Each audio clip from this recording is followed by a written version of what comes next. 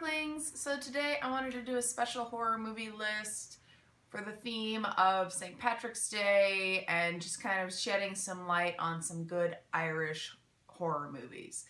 So several different ones have come out over the last few years, like pretty recent ones seem to be really good. I don't know that many that are older that are really paid attention to of merit, any of that. Most of these are a little on the newer end, but I figured I would share some of the crazy ones that I have found. Some I don't have on DVD and I've seen, some I haven't seen but I've heard good things about, some are on Netflix, some are not. So this one is currently on Netflix and this one is pretty recent. This one's from 2015 and that's the Hallow. This is definitely very, very creepy and has a very interesting take on folklore and the fae within remote Irish regions. This one is still on Netflix. I do really recommend watching this. I liked it so much I had to go and purchase it.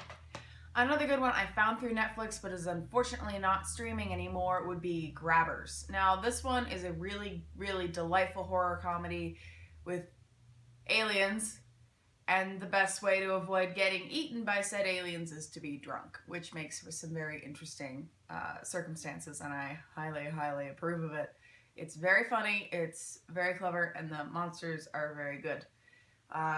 So I highly suggest tracking this one down if you can. Another couple of good ones that I originally found through Netflix but don't seem to be there anymore would be Wakewood from 2010, which is a very interesting folklore one.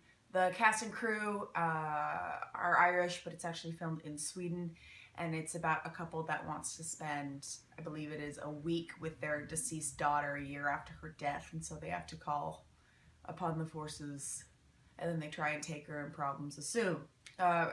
Problems arise and everything. It's very interesting. I kind of forgot I'd seen it until I was reminded. It's definitely a good one. A couple I haven't seen but have heard better reviews of than I initially thought I would be Shrooms from 2007, which includes some kids on hallucinogens having to deal with a crazy killer in the Irish forests. I haven't seen it yet, but I do remember seeing that poster floating around for a long time, and unfortunately I missed it while it was still on Netflix. Another one is Citadel from 2012, which has to do with a paranoid father after his wife's death, and then I'm not really sure beyond that. Like I said, I haven't seen that one. Another one I haven't seen, but it does look very amusing, is Boy Eats Girl from 2005. And apparently a boy has a crush on a girl and he ends up getting turned into a zombie. So I'm pretty curious about that one and I haven't quite had the chance to see it yet. I have to highlight a couple from Neil Jordan.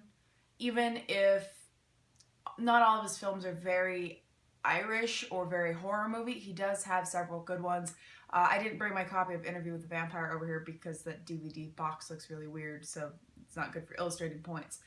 But The Company of Wolves from 1984, Byzantium from 2012, Interview with the Vampire from 1994 are very good Neil Jordan films that are all pretty strictly horror related. He's done plenty of other things that are significantly less horror, such as Breakfast on Pluto and The Crying Game and Undine, and I'll do a director spotlight on him eventually. But I'm a big Neil Jordan fan, and it's usually easy to tell it's a Neil Jordan film because Stephen Rea's in it, although he's not in this one because of scheduling conflicts.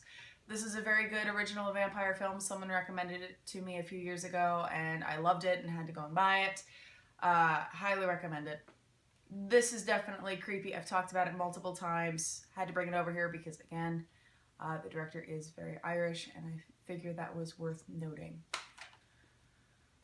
A couple more fun ones would be The Moth Diaries, which is a Canadian Irish horror film because some of the cast and crew is from the UK, Ireland area, but it's filmed in Canada, which is based off of the 2002 novel and has influences from Sheridan Le Fanu's, who is Irish, short novella Carmilla.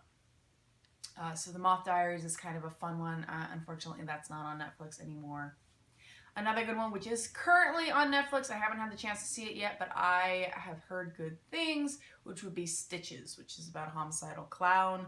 When I was looking at the poster, all I could think is, wow, that looks terrible, but apparently based off of reviews, it's not as terrible as I feared, so I am curious to watch that one. And the last one that I have on here is The Canal from 2014, which is a pretty interesting little ghost story, which is also still on Netflix presently, and I do suggest that one as well.